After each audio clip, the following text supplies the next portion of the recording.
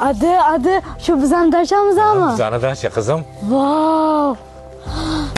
Voy, adi, dadamlar shu dachani qurib ketganmilar. Endi bu bizanikimi, adi? Qizim, shu dacha amakim bilan bizaniki qizim. Kev. Voy, adi bu kimning dachasi? Bu dodang qurib ketgan bizani dacha bo'ladi, o'g'lim. Yur. Voy, qaraysan, sizlar ham keldinglarmi?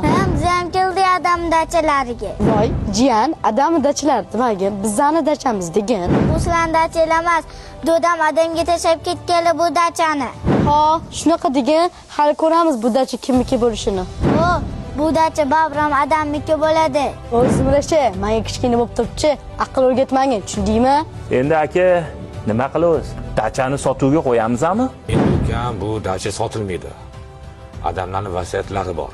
Bundan tushgan daromad to'rga bo'linadi ukam. Qanaqa to'rga bo'lamiz? Nimalar devoz? Qanaqa singil? Ha, ularning eri bor. Eri olib bersin. Nima balo qilma menga. Men senga ota o'rnida otaman. Dachani nomingizga o'tqizyapsiz. Va menga qarang. Ota o'rnida ota bo'la olmaysiz menga. Olmas qo'lingni ol. Nima bo'pti? Nima bo'pti? Men tushunmadim. Oka ukalaga. Tinchlikmi? Men tushunmadim senga.